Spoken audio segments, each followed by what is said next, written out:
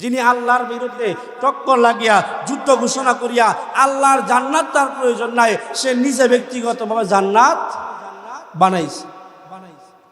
22,000 শ্রমিক দিয়া 20 বছর কাজ করাইছে, 17,000 কামরা বানাইছে। 22,000 শ্রমিক, কয় হাজার শ্রমিক? 22,000 শ্রমিক দিয়া 20 বছর কাজ করাইছে, 17,000 কামরা বানাইছে। প্রত্যেকটা কামরার মধ্যে সুন্দরী তরুণী আপনার যুবতী মেয়েদেরকে দিছে। দেওয়ার পরে এখন সে যেতেছে জান্নাত উদ্বোধন করতো। বলেন না নাউজুবিল্লাহ। জান্নাত কি করতো? উদ্বোধন করতো যে আল্লাহর জান্নাত আমার প্রয়োজন নাই, আমি জান্নাত বানাবো, ওই জান্নাতে আমি থাকবো, লগে আমার সঙ্গভঙ্গদেরকেও দিব। অর্থাৎ তার মতো বেয়াদব বেআমল যারা আছে তাদের কি তারা মানে যে বলেন না যে এক সুরে বিয়ে করে 4 সুরের হালি, কথা গ্রাম্য ভাষা আছে, কিন্তু সুরে সুরে হালি, এক সুরে বিয়ে করে বাকি 7 সুরের হালি। এখন মনে করে সে একলা থাকবো কেমনে, তার সঙ্গভঙ্গদেরকে নিয়েও রাখবো, এই জন্য বেশি করে জান্নাতের কামরাটা বানাইছি। এখন জান্নাতটা উদ্বোধন করতে হবে, সে সুন্দর মোটা তাজা একটা সোয়ারি নিয়া ঘোড়া নিয়া জান্নাত উদ্বোধন করতে গেছে। জান্নাত উদ্বোধন করবে, প্রথম যে আপনার স্পেশাল গেট আছে, ওই গেটের 2 পা হলো গেটের ভিতরে আর পিছনের 2 পা হলো গেটের বাহিরে। এখন এই অবস্থাতে একজন গিয়া সামনে ফকিরের বেশ ধরে কি চাইছে, বলে আমাকে কিছু দেও। এখন তার তো সাদ্দাতের মেজাজ গরম হয়ে গেছে, হেই বেটা সময় গমাই নাই চাওয়ার, আমি জান্নাত এত আশা করিয়া আল্লাহ জান্নাতে ঢুকবো না, আমি আমার ব্যক্তিগত জান্নাত তৈরি করছি, এই জান্নাত উদ্বোধন করব, শুভ কাজে বাধা দিলা, এখন তোমার চাওয়া পূর্ণ হবে না, যাও, আমার হাতে সময় নাই।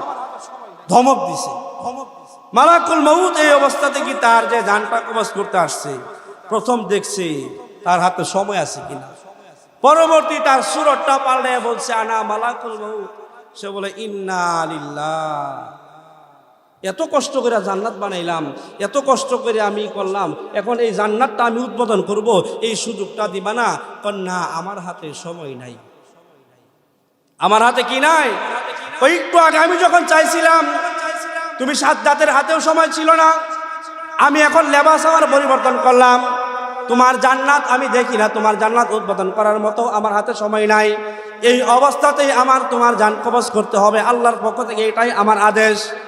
আমার লিডার, আমার সর্দার আজরাইল আলাইহিস সালাতু ওয়াস সালামের পক্ষ থেকে এটাই আদেশ। এবং তোমার রূহের নাম, তোমার বাবার নাম, তোমার নাম, তোমার মাতার নাম, গ্রামের নাম, সব কিছু আমার কাছে বর্ণনা করে দিছে, তোমার জানটা এই মুহূর্তেই কবজ করতে হবে। সাদ্দাত বলে মালাকুল মউত, তুমি আমাকে এতটুকু সুযোগ দাও, আমি জান্নাতটা ভিতর থেকে একবার উদ্বোধন করে আসি। বলে না না না, এমন সময় সুযোগ দেওয়ার মতো কোনো সুযোগ নাই, আমার হাতে সময় নাই।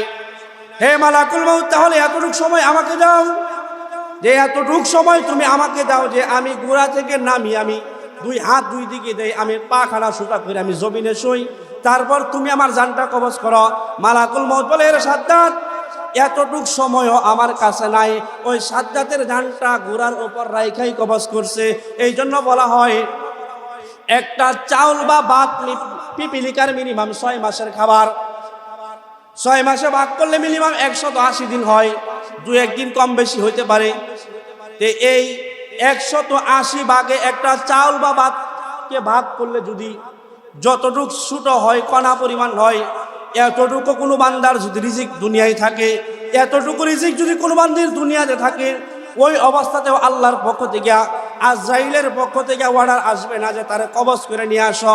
তার মানে এটা বোঝা যায়, যখন মানুষ, যুবক মানুষ যখন মৃত্যুবরণ করে, আমরা অনেকেই তার ছবি রাস্তায় টানাইয়া বলি ওয়াকালে মৃত্যুবরণ করছে, কিন্তু না না না, ওয়াকালে মৃত্যুবরণ করছে বলতে কোনো কিছু নাই। ওই অবস্থাতেই তার মৃত্যু ছিল, ওই অবস্থাতেই আল্লাহ তার মৃত্যুটা রাখছে, ওই অবস্থাতেই আর মালাকুল মউত তার জানটা কবজ করছে। এই জন্য যাই হোক না কেন, কেউ যদি যুবক অবস্থায় মারা যায়, আমি আপনি তো ওয়াকালে মৃত্যুটা বলবোই না, বরং সমাজে যদি কেউ বলে তাকেও বলবো যে না না না, ওয়াকালে মৃত্যু বলতে কেউ নাই। তার 20 বছর হায়াত ছিল বিদায়, 20 বছর পরে তার মরণ হয়েছে, তার 15 বছর হায়াত ছিল বিদায়, 15 বছর পরেই তার মৃত্যু হয়েছে। ওয়াকালে মৃত্যু বলতে কোনো কিছু নাই। আমরা যখন সন্তান মারা যায় আফসোস করি, আল্লাহ আমারই একটা সন্তান দিলা, একটা সন্তান নিয়ে লাগা, কলিমুদ্দিন সলিমুদ্দিন 7টা সন্তান, একটাও দেখলা না। আল্লাহর প্রতি নারাজ হই না শুকরিয়া করি, কিন্তু না না, আপনার যদি একটা সন্তান 10 বছরে মারা যা, মনে করবেন 10টা বছরই তার দুনিয়ায় হায়াত ছিল, বেশি নাই। যদি থাকতো তাহলে অবশ্যই তার কাছে কি মালাকুল মউত আসতো না, সে আরো জীবিত দুনিয়ায় থাকতো। এই জন্য কি অকালে মৃত্যু, অল্প বয়সে মৃত্যু, এটা না কোনো কিছু, এটা এমন কোনো কিছু না। বিদায় অকালে মৃত্যু কেউ বলবেন না, অকালে মৃত্যু বলতে কোনো কিছু নাই। মৃত্যুর সময় যখন আসে তখনই যেন সে মৃত্যুবরণটা করে। অর্থাৎ তা'মুরুনা বিল মারুফ, সৎ কাজের আদেশ দেওয়া হলো নেকির কাজ, ওয়া তানহাউনা আনিল মুনকার, এবং অসৎ কাজের নিষেধ দেওয়া হলো নেকির কাজ। কিন্তু কেউ যদি সৎ কাজে বাধা দেয়, অসৎ কাজে আদেশ দেয়, সে যেন পাপ করলো, সে যেন গুনাহ করলো। আমরা এটাই বুঝি স্বাভাবিকভাবে, রমজান মাসে আল্লাহ পাক আমাদের 29টি বা 30টি রোজা আমাদেরকে নির্ধারণ করে দেন। কোনো বছর 29টি হয়, কোনো বছর 30টি হয়। আরবি মাস কখনো 28 দিন হয় না, 31 দিনও হয় না। আরবি মাস স্বাভাবিকভাবে 29 দিন অথবা 30 দিন হয়। কোনো বছর আল্লাহ 30টি রোজা আমাদের উপর দেন, কোনো বছর আল্লাহ 29টি রোজা দেন। আমরা যারা রোজা রাখি, আমরা যেন নেকির পাল্লাকে ভারী করি এবং বুঝি যে রোজা রাখলে আল্লাহ নেকি দেয়। এবং যারা রোজা রাখে না তারাও জানে যে রোজা না রাখলে আল্লাহ পাপ দিবে, রোজা না রাখলে আল্লাহ গুনাহ দিবে। তার মানে গুনাহও বুঝি, নেকিও আমরা বুঝি। এমন পরিমাণ আকল আল্লাহ আমাদেরকে দিছে। আগুনও ঝকঝক করে এবং স্বর্ণও ঝকঝক করে, কিন্তু কোনটা আগুন কোনটা স্বর্ণ সেটা আমরা কি বুঝি, তাই না? কোনটা পাকা রাস্তা কোনটা কাঁচা রাস্তা সেটাও আমরা বুঝি না? সব বুঝার পরেও যদি অবুঝের মতো কাজ করি, তাহলে কি মালিকের কিছু করার আছে? আমাদেরকে সুযোগ দিচ্ছে আল্লাহ পাক, কারো 70 বছর, কারো 60 বছর, কারো 100 বছর, কারো 90 বছর, কারো 50 বছর, কারো 40 বছর। আমরা যেরকম ভাবে দেখবেন বাতাস যখন গরমের দিন বা বাতাস যখন আসে তখন গুড়ি বানা, আমরা গ্রাম্য ভাষায় যেটাকে গুড্ডি বলি, ঠিক আছে না? গুড্ডি বাচ্চাদের হাতে নাটাই থাকে বা কাডি বা বোতল থাকে, ওটার ভিতরে সুতা পাচানো থাকে। দেখবেন কেউ 1 গুইটা সুতা দেয়, কেউ 2 গুটি সুতা দেয়, এরকম ভাবে দিতে থাকে। এটা দ্বারা এটাই বোঝানো হয় যে তুমি যত দূর যাইতে পারো, তোমার মাত বড়ি কিন্তু আমার হাতে, ঠিক আছে না? তোমার মাত বড়ি হলো আমার হাতে। দেখবেন কখনো কখনো ওই গুড়ি ছাইরা দেয় বলতে গাছের মধ্যে বাইরে রাখে, রাত্রে বেলাও ওই গুড়ি উড়ে আকাশে, ওই আকাশে গুড়ি উড়ে, গুড়ির মধ্যে রঙিন লাইট লাগাই দেওয়া হয়। রাত্রে বেলাও উড়ে, দিনের বেলাও উড়ে। মালিক সারা গাছের মধ্যে বাইন্ধে রাখছে কে? যিনি গুড়ির মালিক, সে গাছের মধ্যে বাইন্ধে রাখছে। তারপরেও দেখবেন ওই গুড়ি আকাশে গিয়ে এরকম হাত লাড়া দিয়া মালিককে এটা বুঝা, তুমি অনেক দূরে, আমি অনেক দূরে, আমি তোমার কাছে আর আসবো না, এটা বুঝা। কিন্তু মালিক পরের দিন সকালবেলা ঠিকই গিয়া যখন বোতল ঘুরাইতে থাকে, নাটাই যখন ঘুরাইতে থাকে, তখনও দেখবেন সে শুধু ঘাড় লাড়া, গাওরামি করে, আমি তোমার কাছে আসবো না। কিন্তু যখন কাছাকাছি চলে আসে, তখন মালিক যখন থাবা দিয়া ধরে, তখন কিন্তু আর গাড্ডা তার লড়ে না। মালিক ছাড়লো, তারপরেও ঘাড় লড়াইলো, আসবো না। আবার যখন দূর দেশে চলে গেছে, তখনও বলে আসবো না। কিন্তু মালিক যখন নাটাই ঘুরাইতেছে, তখন আবার ঠিকই আসতে হয়। আরো সহজভাবে বুঝেন, আপনার বাড়িতে আপনি একটা পুকুর দিচ্ছেন, ছোট্ট একটা পুকুর অথবা বড় একটা ফিশারি দিচ্ছেন। ফিশারির মালিক যারা আছে, লক্ষ লক্ষ টাকা ফুরাইয়া কেউ পাঙ্গাস মাছের পোনা ছাড়ে, কেউ দেশি মাছের পোনা ছাড়ে, বিভিন্ন প্রকার মাছ কি পুকুরে ছাড়ে। ওই পুকুরে যখন মাছ ডেকসি থেকে ছাড়ে, তখন ওই মাছে দেখবেন কান্তালার একটা দৌড় দেয়, আমি ছাড়া পাই গেছি, ঠিক আছে না? দেখবেন সে বাহাদুরি করে ঘুরতেছে। আবার সকাল বিকাল টাইম টু টাইম আবার পারে আসে খাবারের জন্য। সে এটাও বুঝে যে মালিক আমার খাবার দিল, এই খাবার খায় আবার একটা নাচ দিয়ে দূরে চলে যায়। মালিককে এটাই বুঝা, খাউন দেও, খাবার খাবো তোমার, কিন্তু তোমার অনুযায়ী আমি চলবো। মাসে কি মালিক রে এটা বুঝা। কিন্তু দেখেন সে কি ওই 4টা পারের বাহিরে যাওয়ার ক্ষমতা আছে? 1 বছর 2 বছর পালার পরে কিছু জাল দিয়া টাইনা মাছ উঠা, অবশেষে যখন যারা না উঠে, যেগুলা না উঠে এগুলাদেরকে কি পানি সেচন করিয়া মিশিং লাগাইয়া মোটর লাগাইয়া পানি কি আর এই জায়গায় অন্য জমিনে সরাইয়া ওই মাছটিরে ধরে। তখন দেখবেন কিছু মাছ আবার কান্তা লড়াইয়া ঘাড় লড়াইয়া কাদার ভিতর ঢুকে যায়। মালিক ওখান থেকেও ধরে আনে, তাকে ধরে আনার পরে মালিক যখন ধরে তখন আর লড়াইতে পারে না, তারপর ছোট্ট একটা ডেক্সির মধ্যে রাখে। ওখানে গিয়াও সে কান্তা লড়া। আর দেখবেন মাছের মধ্যে কই মাছ আছে, এ দেখবেন মাছ কাটার পরে ধোয়ার পরে বাজি দিলেও লড়ে। ওখানে গিয়েও সে বুঝা যায় হ্যাঁ আমি ঘাড় সোজা করব। যে দেখেন আপনার অধীনে যদি ঘুড়ি থাকে, ঘুড়ি 1000 বার আপনাকে টাটা দেয়, গুড বাই দেয়, আপনি ঘুড়িকে ছাড়েন না, ঘুড়িকে কান ধরে নিয়ে আসেন। আপনার অধীনস্থ কিছু মাছ জমিনে চাষ করলেন, মাছে আপনাকে গুড বাই দেয়, টাটা দিয়ে আসবে না মানা করে, কিন্তু আপনি ঘাড় ধরে তারা নিয়েই আসেন, ঠিক আছে না? কিন্তু আপনি যে স্বাভাবিকভাবে ক্ষণস্থায়ীভাবে মাছের মালিক হইলেন, ঘুড়ির মালিক হইলেন, সম্পদের মালিক হইলেন, দোকানের মালিক হইলেন, ব্যবসার মালিক হইলেন, আপনার সংসারের সদস্যের মালিক হইলেন, আপনার সন্তানের বাবা হইলেন, নাতির নানা হইলেন, নাতির দাদা হইলেন, স্ত্রীর স্বামী হইলেন, মার সন্তান হইলেন, বাবার সন্তান হইলেন, সন্তানের বাবা হইলেন। আপনিও তো কারো না কারো অধীনস্থ, আবার আপনারও তো কেউ না কেউ অধীনস্থ আছে, ঠিক আছে না? কিন্তু সব শেষে দেখেন আমরা সবাই তো একজনের অনুসারী, সবাই তো আমরা একজনের অধীনস্থ।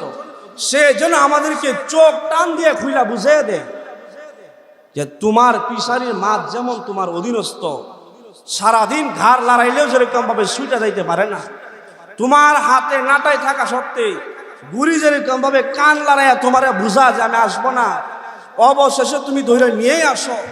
যতভাবে তুমি বুঝো বান্দা, তোমারও একটা হায়াত দিছি, যতই ঘোরাঘুরি করো, যতই ময়মনসিংহ যাও, যতই ঢাকা যাও, যতই সিলেট যাও, যতই আকাশে মহাকাশে যাও, যতই দিল্লি আর অমুকে তমুকে যাও, তুমি একদিন আমার কাছে আসতেই হবে। তুমি যতই ঘাড় লড়াও না কেন, যতই মানা করো না কেন, তোমার ঘাড় ধইরা আমি নিয়ে আসবো, ঠিক না? বুঝছেন কথা? বুঝছেন? বুঝানোর উদ্দেশ্য হলো আল্লাহ যে আমাদেরকে হায়াত দিছে, কাউরে 10 বছর, কাউরে 20 বছর, আমাদেরকে মাতাব্বরি দিয়ে দিছে, স্বাধীনতা দিয়ে দিছে। আপনি মাছওয়ালা যখন বাজারে মাছ কিনে আনছে, মাছ যখন কিনে আনছে বিক্রি করার জন্য, সেখানে একটা হিন্দু লোক গিয়া দাঁড়াইছে, একটা গারো লোক গিয়া দাঁড়াইছে, একটা মুসলমান গিয়া দাঁড়াইছে। এখন ইচ্ছা করলে ওই মাছওয়ালা কি 3 জনের কাছে মাছ বিক্রি করতে পারতো না? কারণ 3 জনের স্বাধীন আছে। মাছ বাজারে উঠছে, হিন্দু লোকে ইচ্ছা করলে কিনতে পারে, গারো ইচ্ছা করলে কিনতে পারে, বৌদ্ধ ইচ্ছা করলে কিনতে পারে, মুসলমানও ইচ্ছা করলে কিনতে পারে। মাছওয়ালার কিন্তু শর্ত নাই যে মাছটা আমি গারোর কাছে বিক্রি করব, মাছওয়ালার এই শর্ত নাই যে আমি মাছটা শুধু মুসলমানের কাছে বিক্রি করব। অর্থাৎ এক নদীর মাছ কাফেরে খাইতেছে, এক নদীর মাছ মুনাফিকে খাইতেছে, একই নদীর মাছ মুসলিমে খাইতেছে। আমি আপনার যেই নদীর মাছ খাইতেছি, হিন্দু কর্মকার লোক সেও একই নদীর মাছ খাইতেছে, একই পুকুরের মাছ খাইতেছে, কোনো বাধা নাই, এখানে কোনো নিয়ম নাই। আল্লাহ স্বাধীনতা দিয়ে দিচ্ছে। পরীক্ষার হলে যেরকম ভাবে 3 ঘন্টা 3.5 ঘন্টা সময় ছাত্রকে দেওয়া হয়, তুমি পরীক্ষা দেও, কয়েকটা পাতা লুজ পেপার তার হাতে দেওয়া হয় এবং একটা কলম ধরে দেওয়া হয়। ওখানে রুল নাম্বার লেখার সুযোগ আছে, নাম লেখার সুযোগ আছে, শ্রেণী লেখার সুযোগ আছে, প্রশ্ন দিয়ে দেয়, উত্তর লেখার সুযোগ আছে। এখন কেউ যদি ওখানে নাম লেখলো, রুল লেখলো, শ্রেণী লেখলো, আর কোনো কিছু লেখলো না, উস্তাদ কি পরীক্ষার হলে তাকে ধমক দিব? অবশ্যই ধমক দিত না। কারণ কি? ওখানে একটা স্বাধীনতা দিচ্ছে, তুমি ইচ্ছা করলে লিখতেও পারো, নাও লিখতে পারো। বুঝছেন না বিষয়টা? আবার কেউ যদি নাম লেখলো, রুল লেখলো, শ্রেণী লেখলো, সব কিছু লেখার পরে সে 10টা 20টা পেপার, 10টা 20টা লুজ সে সুন্দর করে লেখলো, লেখার পরে এটা কি শিক্ষকের কাছে জমা দিল। আবার কেউ রুলও লেখে নাই, প্রশ্নের উত্তরও লেখা নাই, সাদা পাতা জমা দিল। আবার কেউ রুল নাম্বার, শ্রেণী লেখা, নাম লেখা জমা দিয়ে দিছে। এখন পরীক্ষার যখন শেষ সময় যখন শেষ হয়ে গেছে, রেজাল্টের সময় আসছে, এখন যিনি 10 পৃষ্ঠা 20 পৃষ্ঠা উত্তর সঠিক দিছে, তার বিনিময়টা কি হবে? অবশ্যই ফুলের মালা, অবশ্যই তাকে সম্মানী, তাকে একটা পুরস্কার দিব। আর যেই লোকটা শুধু নাম লেখছে, শ্রেণী লেখছে, রুল লেখছে, তারে কানটা ধইরা হয়তো প্রতিষ্ঠান থেকে বের করে দিব, না হলে তারা ওখানে অপমান করবে, ঠিক না? কিন্তু সময় তো 3 ঘন্টা তারও গেছে, আবার যে লেখছে তারও গেছে। সে লেখা 3 ঘন্টা সময় কাটাইছে, আর আরেকজন না লেখাই সময় কাটাইছে। ব্যবধানটা কি? সময় জীবন থেকে 3 ঘন্টা তারও গেছে, দুইজনেরই গেছে। একজন পাইল ফুলের মালা, সম্মানই পাইল, এ পুরস্কার পাইল উস্তাদের পক্ষ থেকে, কর্তৃপক্ষের পক্ষ থেকে, কিন্তু আরেকজন অপমান। কি হইল? অপমান হইল। কারণ কি? সময় তো তারেও দেওয়া হয়েছে, দুইজনকেই দেওয়া হয়েছে। একজন কাজে লাগাইছে, আরেকজন কাজে লাগাইতে পারে নাই। ইচ্ছা করলে লাগাইতে পারতো, কিন্তু সে যাই না বুঝাই কাজে লাগাই নাই। বলে যে আমি এখানে বসে থাকলে উস্তাদ তো আমার কিছু বলতেছে না। কিন্তু সে ভালো করে জানে যে পরীক্ষার রেজাল্টের দিন কিন্তু আমার নামটা অপমানের খাতায় উঠবো, তারপরেও সে লেখে নাই। তার নাম হলো গারতেরা। কি তেরা? গারতেরা। সারা বছর পড়ে নাই, সারা বছর লেখে নাই, স্কুলে যায় নাই, মাদ্রাসায় যায় নাই, নিয়মিতভাবে বিগত করছে, পরীক্ষার সময় লিখবো কি সেটা পড়েই নেই। তদ্রূপভাবে আল্লাহ পাক রব্বুল আলামিন আপনি আমাকে যে একটা হায়াত দিয়েছে, এখন দেখেন একটা লোক নামাজ পড়ে না, তার বয়সও 60 বছর হয়েছে। একটা লোক নামাজ পড়ছে, তার বয়সও 60 বছর হয়েছে। এখন 60 বছর দুইটা লোকেরই বয়স হইল, কিন্তু একটা লোক নামাজ পড়লো, তারও 60 বছর, একটা লোক নামাজ পড়লো না, তারও 60 বছর। এখন দুইজনের মধ্যে আল্লাহর কাছে পুরস্কারটা কে পাইব? যিনি আল্লাহর হুকুম পালন করছে, যিনি আল্লাহর হুকুমটা মানছে। এখন দেখবেন দুইজনের হাতে আমল নামা দিব।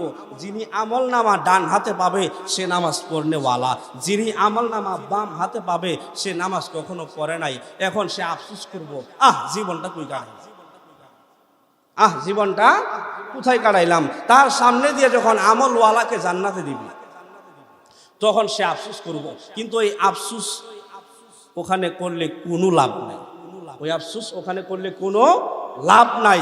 এই জন্য আল্লাহ পাক রব্বুল আলামিন বলে, হাবিব আপনি আপনার উম্মতদেরকে জানিয়ে দেন, আপনার উম্মতের কাছে আমি 2টা জিনিস চাই, 2টা জিনিস শর্ত দিলাম। এই 2টা জিনিস যার ভিতরে পাবো, 1 নাম্বার ইন্নাল্লাযীনা আমানু, নিশ্চয় যারা ঈমানদার, নিশ্চয় যারা মুমিন, ওয়া আমিলুস সলিহাত, এবং যারা নেক আমল করে। ঈমান আনার পরেই একটা মানুষ ঈমান আনে নাই কিন্তু নেক আমল করছে 70 বছর, তার কোনো লাভ নাই, কোনো লাভ নাই।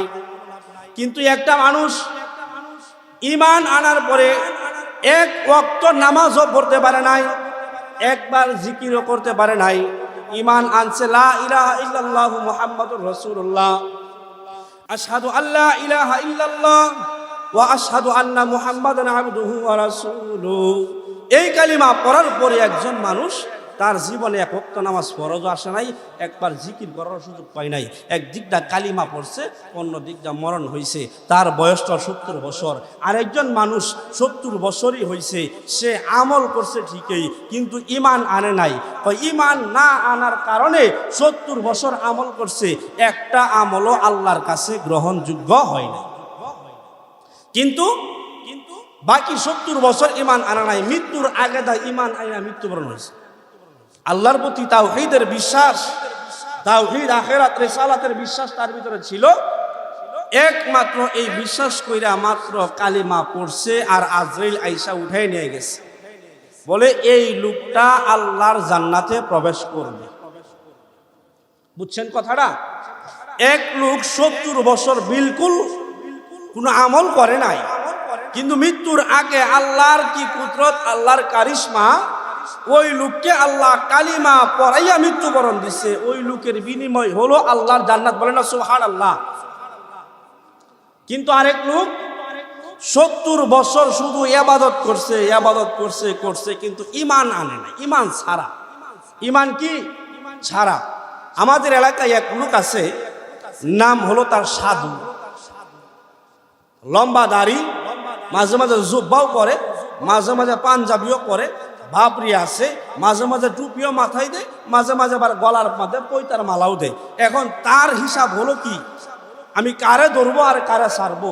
সে যখন আজান হয় মসজিদের বারান্দার বাহিরে থাইকা বারান্দার মধ্যে সে সেজদা দিয়ে ইমামের পিছনে নামাজ পড়ে, আবার যখন পূজার সময় আসে তখন ওখানেও গিয়ে মূর্তিরে সেজদা দেয়। তার নিয়ম হলো আমি কারে ধরবো আর কারে ছাড়বো, এটাও আমার ধর্ম ওইটাও আমার ধর্ম। আজান হইলে কি মসজিদের বাহিরে দাঁড়ায়, ভিতরে ঢুকে না, বাহিরে দাঁড়ায় নামাজ পড়ে। আর যখন পূজার সময় হয় সকাল বিকাল আবার মন্দিরে গিয়াও কি দুধ কলা দিয়া ওই মূর্তির আবার সেজদা। এখন সে তো আমল ঠিকই করতেছে, নামাজ পড়তেছে, রোজা আসলে রোজাও রাখতেছে, কিন্তু সে তো ইমান আনে নাই। কি আনে নাই? ইমান আনে নাই। তাকে বেশ কিছুবার বোঝানো হয়েছে যে আপনি সমস্ত কিছু ছাইরা দিয়া আপনি নামাজ পড়েন, আলহামদুলিল্লাহ আপনার তো সময় ব্যয় হইতেছে, রোজা রাখেন সময় ব্যয় হইতেছে, আপনি ওই ধর্মটা ছাইরা দেন, ছাইরা দিয়ে আল্লাহর প্রতি ইমান আনেন, আইনা আপনি নামাজ পড়েন, নামাজে কাজে লাগবো, রোজা রাখেন, রোজা কাজে দিব। এখন তার উত্তর একটাই, আমি কাকে ধরবো কাকে ছাড়বো, দুইজনেই সন্তুষ্ট হয়। এই ইমানের কোনো দাম আছে? এই ইমানের কোনো দাম নাই। এই জন্য আল্লাহ পাক একটা শর্ত প্রথম চান যে ইমান আনো। ইমান কি করো? আনো। ইমান হলো 3 জিনিসের নাম। আপনি ইমান জবান দ্বারা স্বীকার করলেন, লা ইলাহা ইল্লাল্লাহ, লা খালিকা ইল্লাল্লাহ, লা রাযিকা ইল্লাল্লাহ। আপনার একটা বিশ্বাস আপনার ভিতরে ঢুকছে, আল্লাহ তো আর কোনো মাবুদ নাই, আল্লাহ তো আর কোনো হায়াত দেনেওয়ালা নাই, আল্লাহ তো আর কোনো খাওয়ানেওয়ালা নাই, আল্লাহ তো আর কোনো পালনেওয়ালা নাই, আল্লাহ তো আর কোনো জন্ম দেনেওয়ালা নাই, আল্লাহ তো আর কোনো মারনেওয়ালা নাই। এই বিশ্বাস আপনার ভিতরে ঢুকছে। ঢুকার পরে এখন চিন্তা করলেন, আল্লাহ তো যেহেতু আর কেউ নাই, ইবাদতটা তো আল্লাহরই করতে হবে। এই বিশ্বাসটা যখন আনছেন জবান দ্বারা, এখন জবান দ্বারা স্বীকার করলেই তো হয় না, অন্তর দ্বারা বিশ্বাস করতে হবে। জবান দ্বারা স্বীকার করছেন, অন্তর দ্বারা বিশ্বাস করছেন, কিন্তু আমলে পরিণত করেন না। শুক্রবার ছাড়া আপনাকে মসজিদে পাওয়া যায় না, ঈদের নামাজ ছাড়া ঈদের মাঠে আপনাকে পাওয়া যায় না। এলাকায় যদি একটা লোক মারা যায়, জানাজার নামাজের 1 ঘন্টা আগে গিয়া ওই বাড়িওয়ালাদেরকে বলেন, ভাই চালু করে জানাজার নামাজ শেষ করে দাও না, মানুষটা মারা গেছে, জমিনের উপরে রাখলে কষ্ট হইতেছে, চালু করে মারি দাও। খুঁজা দেখবেন ওই লোকটা ফজরের নামাজও পড়ছে, খুঁজা দেখবেন ওই সপ্তাহ জুমার নামাজটা পর্যন্ত পড়ছে না। এখন সে বিশ্বাস করছে লা ইলাহা ইল্লাল্লাহ, শুক্রবার ছাড়া তারা পাওয়া যায় না, শুক্র আলী মুসল্লি হলো তার নাম। ঈদের নামাজ ছাড়া তারা পাওয়া যায় না, জানাজার নামাজ ছাড়া কোনো তারে পাওয়া যায় না। কিন্তু সে এটা জানে না ঈদের নামাজ পড়া ফরজ না, জানাজার নামাজ পড়া ফরজ না, কিন্তু ফজরের নামাজ, জোহরের নামাজ, আসরের নামাজ, মাগরিবের নামাজ, এশার নামাজ, এইটা হলো আমার উপর ফরজ। এটা সে জানে না, জানে মানে না। কারণ মানলেই তো শীতের দিন 5 বার ওযু করুন লাগে। কি করুন লাগে? ওযু করুন লাগে। আল্লাহর কি নিয়ম দেখেন, ঠান্ডা দিন কল চাপ দিবেন, গরম পানি বের হইতেছে, গরমের দিন চাপ দিবেন, মোটরের সুইচ দিবেন, ঠান্ডা পানি বের হইতেছে। আল্লাহ কত সহজ করে দিছে। এত শীতের পরেও যদি কল চাপ দিলে আরো ঠান্ডা পানি বের হইতো, তাহলে কি পরিমাণ কষ্ট হইতো। এত গরমের মধ্যে কল চাপ দিলে যদি আরো গরম পানি বের হইতো, তাহলে কি পরিমাণ কষ্ট হইতো। এই 60 বছর 70 বছর একজন মানুষ যদি 60 বছর বয়স পা, 12 বছরে বালেগ হয়, বাকি 48 বছর 45 বছর বয়স তার, এই বয়সটা যদি সে আমল না করতে পারে, এখানে তার যদি ঠান্ডা লাগে, এখানে তার যদি গরম লাগে, এখানে যদি অলসতা লাগে, জাহান্নামের দিক আপনার একবারে ঢুকাইয়া দেয়, আর তো বের করতো না, পরে কেমন শান্তি লাগবো তার,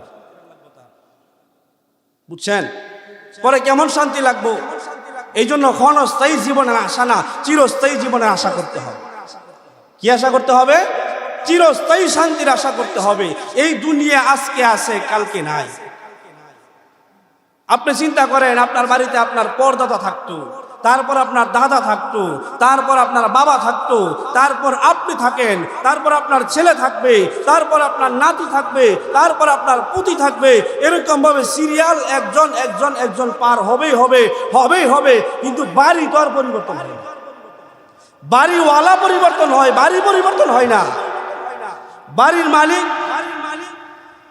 50 বছরের মধ্যে 5-7 জন পরিবর্তন হয়, কিন্তু বাড়ি আর পরিবর্তন হয় না। যে চিন্তা করেন, কিসের বড়াই, কিসের অহংকার, কিসের তাকাব্বুরি। নামাজ তো পড়ি না, আমার সামনে দিয়ে আমি শাস্ত্রে বসে চা খাইতেছি, আমার সামনে দিয়ে যাইতেছে নামাজ পড়ার জন্য। ফকর দিন নামাজই হইছে, রোজাদারটা হইছে, কাল কেউ দেখছি লাইল কাটছে, আজকে নামাজি। আরো ঠাট্টা মস্কারি করি, আরো সুযোগ পাইলে বলি ওই যে দেখাইতেছে নামাজি। আমরা সামনে টুপিটা মাথা দিয়া পাঞ্জাবিটা পইরা নামাজি দেহা নিয়ে নামাজ পড়ে। কি নামাজ পড়ে? দেহাইন্দার নামাজ।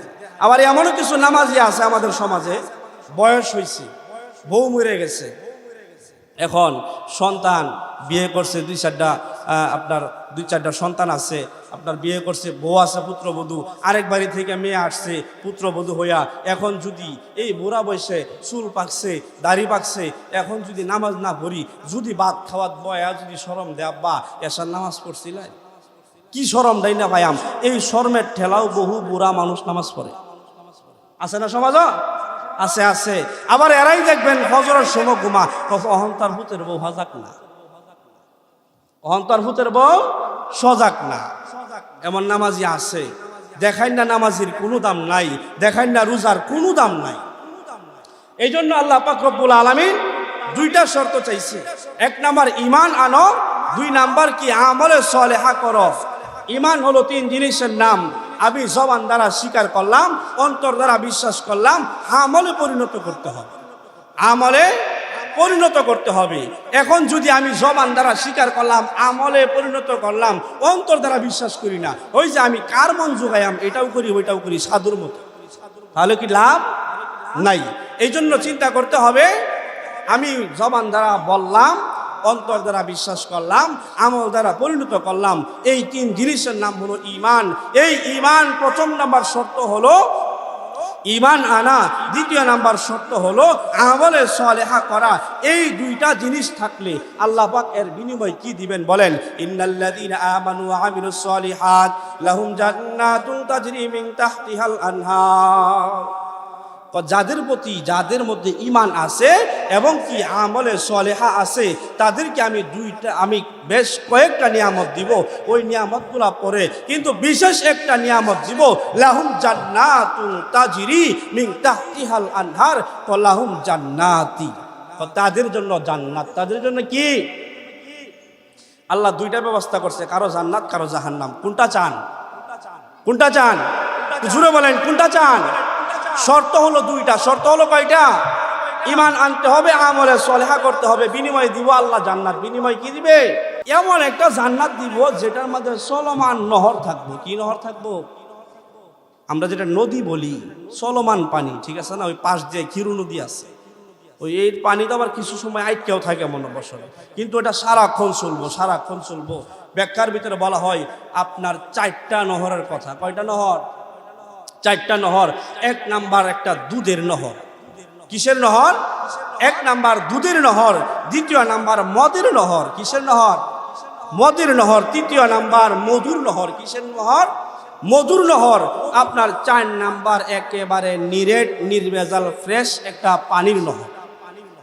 জান্নাতি যে জায়গায় জান্নাতি থাকবে, এটা বিদেশের বাড়িতে আছে, বিশেষ বিশেষ কিছু পার্কে আছে, উন্নত রেস্টুরেন্টে আছে, উপরে গ্লাস লাগানো, নিচে সব কিছু দেখা যায়।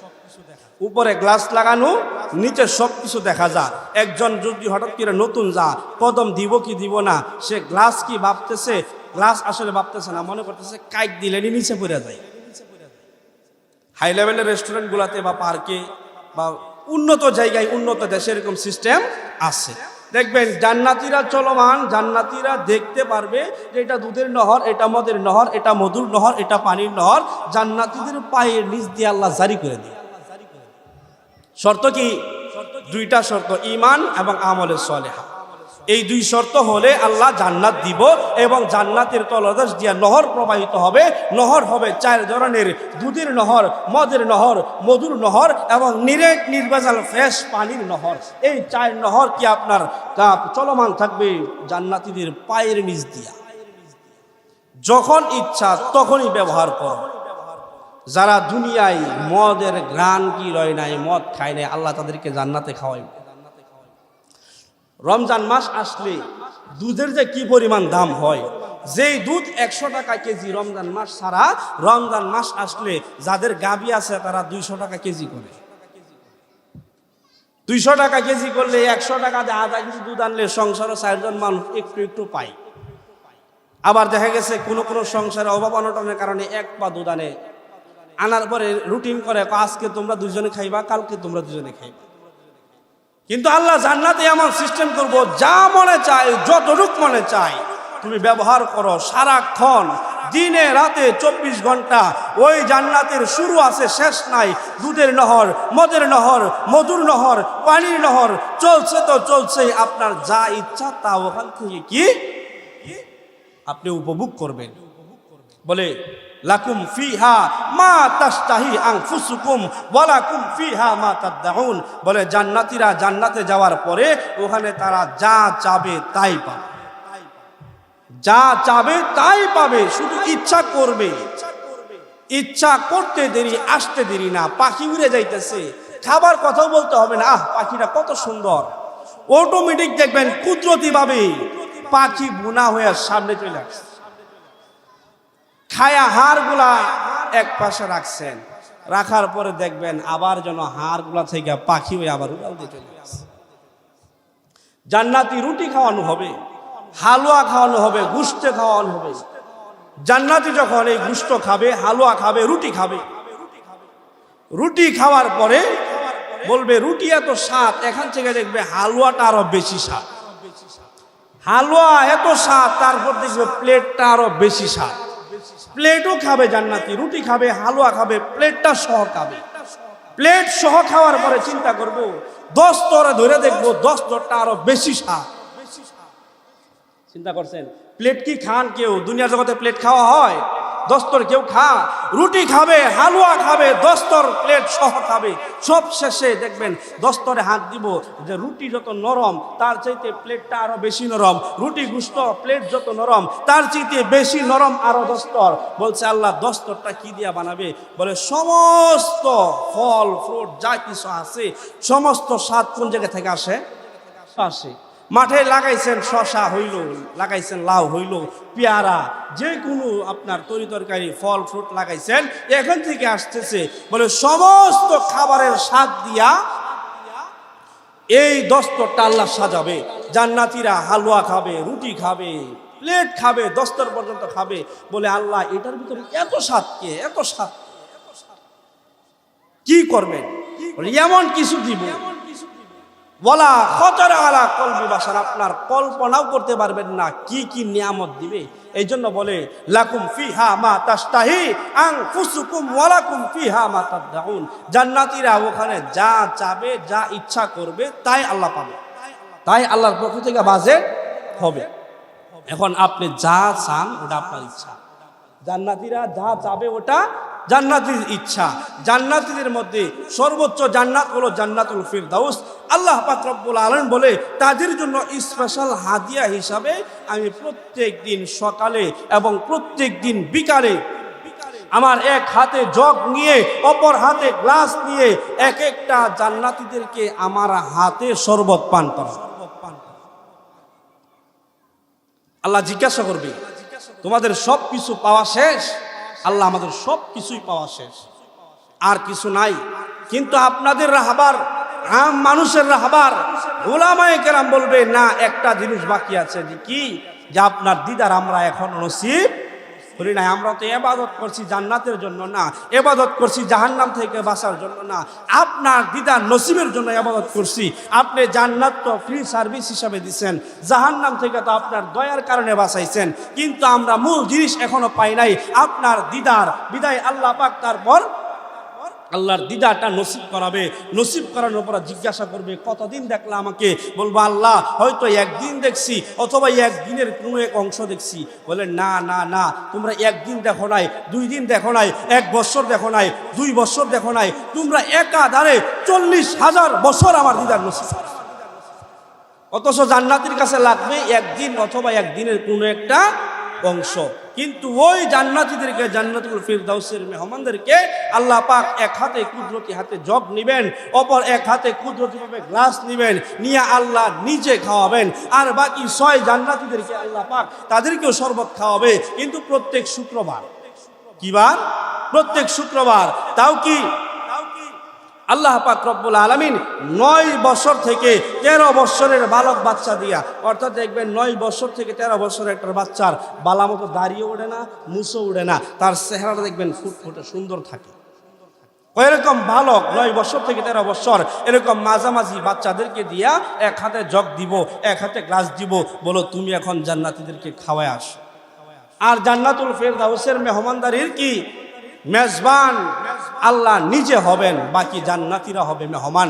এই জন্য আল্লাহ পাক দুইটা শর্ত আমাদের কাছে চাইছে। 1 নাম্বার ঈমান আনো, 2 নাম্বার নেক আমল করো। এখন ঈমান আনার পরে নেক আমল করলাম, কতদিন করব? আল্লাহ পাক সূরা হিজরের 99 নাম্বার আয়াতে বলেন, ওয়াবুদ রাব্বাকা হাত্তা ইয়াতিয়াকাল ইয়াকিন। কই ইবাদত করবা তো আল্লাহর ইবাদত করো, একমাত্র আল্লাহর ইবাদত করবা কতদিন? বলে ওয়াবুদ রাব্বাকা হাত্তা ইয়াতিয়াকাল ইয়াকিন, মৃত্যু পর্যন্ত ইবাদত করো। এটা নির্ধারণ করে নাই যে 20 বছর করবা, 30 বছর করবা, 40 বছর করবা, পরে তোমার জন্য রিটায়ারের ব্যবস্থা আছে, পরে তোমার জন্য ভাতার ব্যবস্থা আছে, পরে পেনশনের ব্যবস্থা আছে।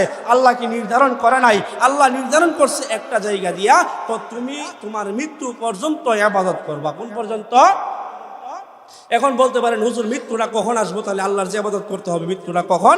বলে মৃত্যুর কথা কেউ জানে না, তবে ইদা জা আজালুহুম ফালা ইস্তাখিরুনা সাআতাও ওয়ালা ইস্তাকদিমুন। মৃত্যুটা যখন নির্ধারিত তখনই আসবে, 1 সেকেন্ড আগেও আসবে না, 1 সেকেন্ড পিছনেও কি মৃত্যুটা আসবে না। মৃত্যু সবারই হতে হবে, কারো ছাড় নাই।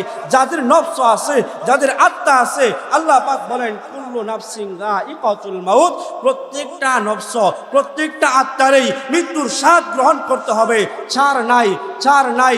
তবে কি যখন মৃত্যুটা আসবে 1 সেকেন্ড আগেও হবে না, 1 সেকেন্ড পরেও হবে না। আপনারা অনেকে নাম শুনছেন মনে সাদ্দাতের, যিনি আল্লাহর বিরুদ্ধে টক্কর লাগিয়া যুদ্ধ ঘোষণা করিয়া আল্লাহর জান্নাত তার প্রয়োজন নাই, সে নিজে ব্যক্তিগতভাবে জান্নাত বানাইছে। 22,000 শ্রমিক দিয়া 20 বছর কাজ করাইছে, 17,000 কামরা বানাইছে। 22,000 শ্রমিক, কয় হাজার শ্রমিক? 22,000 শ্রমিক দিয়া 20 বছর কাজ করাইছে, 17,000 কামরা বানাইছে। প্রত্যেকটা কামরার মধ্যে সুন্দরী তরুণী আপনার যুবতী মেয়েদেরকে দিছে। দেওয়ার পরে এখন সে যেতেছে জান্নাত উদ্বোধন করতো। বলেন না নাউজুবিল্লাহ। জান্নাত কি করতো? উদ্বোধন করতো, যে আল্লাহর জান্নাত আমার প্রয়োজন নাই, আমি জান্নাত বানাবো, ওই জান্নাতে আমি থাকবো, লগে আমার সঙ্গভঙ্গদেরকেও দিব। অর্থাৎ তার মতো বেয়াদব বেআমল যারা আছে তাদের কি তারা মানে যে বলে না যে 1 সুরে বিয়ে করে 4 সুরের হালি, কথা গ্রাম্য ভাষা আছে, কিন্তু সুরে সুরে হালি, 1 সুরে বিয়ে করে বাকি 7 সুরের হালি। এখন মনে করে সে একলা থাকবো কেমনে, তার সঙ্গভঙ্গদেরকে নিয়েও রাখবো, এই জন্য বেশি করে জান্নাতের কামরাটা বানাইছি। এখন জান্নাতটা উদ্বোধন করতে হবে, সে সুন্দর মোটা তাজা একটা সোয়ারি নিয়া ঘোড়া নিয়া জান্নাত উদ্বোধন করতে গেছে। জান্নাত উদ্বোধন করবে, প্রথম যে আপনার স্পেশাল গেট আছে, ওই গেটের 2 পা হলো গেটের ভিতরে আর পিছনের 2 পা হলো গেটের বাহিরে। এখন এই অবস্থাতে একজন গিয়া সামনে ফকিরের বেশ ধরে কি চাইছে, বলে আমাকে কিছু দেও।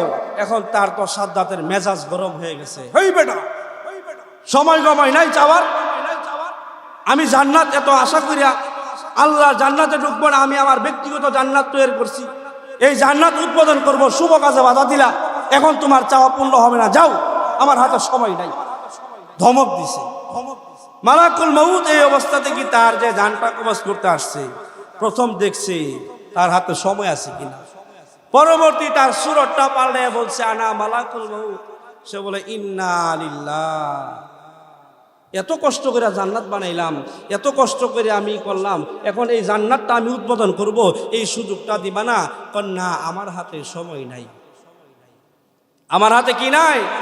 ওই একটু আগে আমি যখন চাইছিলাম, তুমি সাদ্দাতের হাতেও সময় ছিল না, আমি এখন লেবাস আমার পরিবর্তন করলাম, তোমার জান্নাত আমি দেখি না, তোমার জান্নাত উদ্বোধন করার মতো আমার হাতে সময় নাই। এই অবস্থাতেই আমার তোমার জান কবজ করতে হবে, আল্লাহর পক্ষ থেকে এটাই আমার আদেশ। আমার লিডার, আমার সর্দার আজরাইল আলাইহিস সালাতু ওয়াস সালামের পক্ষ থেকে এটাই আদেশ। এবং তোমার রূহের নাম, তোমার বাবার নাম, তোমার নাম, তোমার মাতার নাম, গ্রামের নাম সব কিছু আমার কাছে বর্ণনা করে দিয়েছে, তোমার জানটা এই মুহূর্তেই কবজ করতে হবে। সাদ্দাত বলে মালাকুল মউত, তুমি আমাকে এতটুকু সুযোগ দাও, আমি জান্নাতটা ভিতর থেকে একবার উদ্বোধন করে আসি। বলে না না না, এমন সময় সুযোগ দেওয়ার মতো কোনো সুযোগ নাই, আমার হাতে সময় নাই।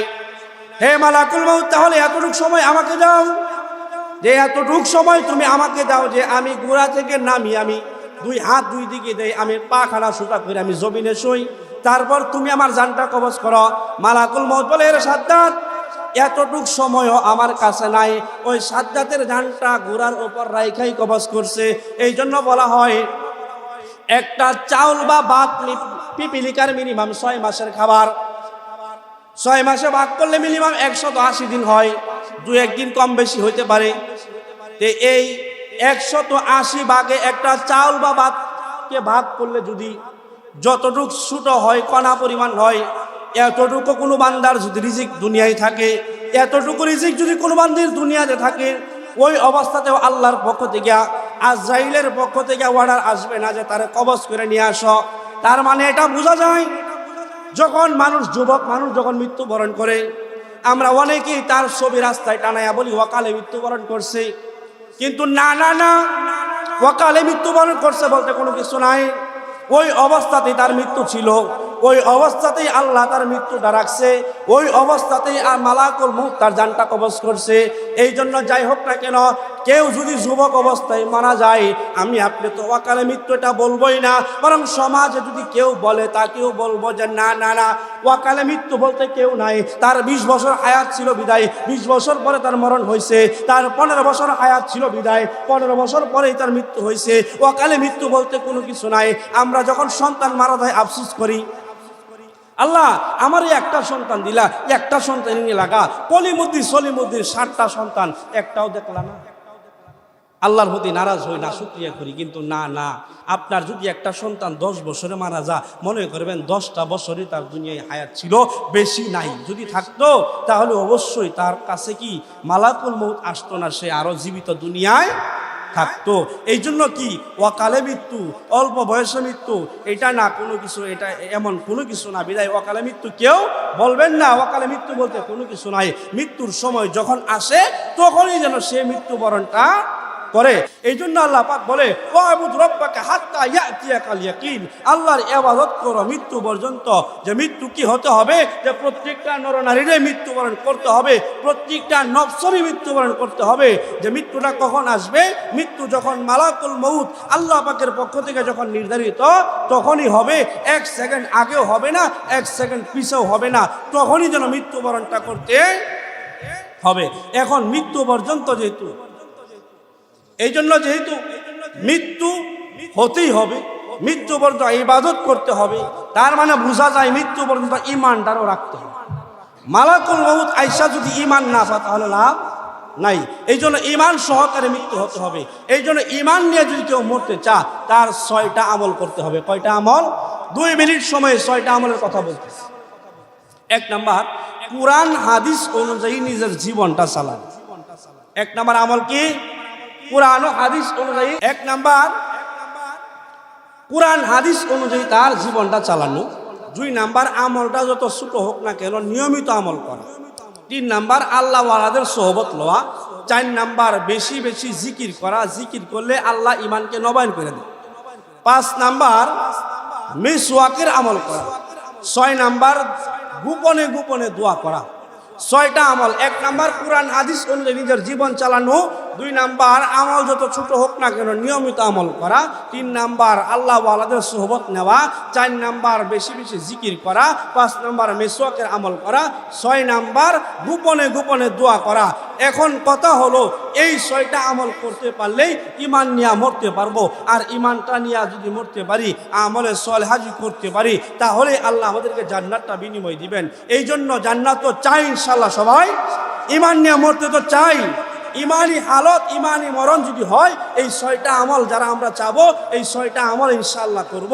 আল্লাহ পাক আমাদেরকে প্রত্যেকেই যেন আমলগুলা করতে পারি এবং ইমানি হালতে থাকতে পারি, ইমান নিয়ে মরতে পারি। আল্লাহ পাকের রেজায়ে মাওলা যেন আমাদের হাসিল হয়, আল্লাহ পাকের সন্তোষ যেন হাসিল করতে পারি। ওমা তৌফিক ইল্লা বিল্লাহ, নাসরুম মিনাল্লাহি ফাতহুন করিম। আসসালামু আলাইকুম রাহমাতুল্লাহি ওয়া বারাকাতুহু।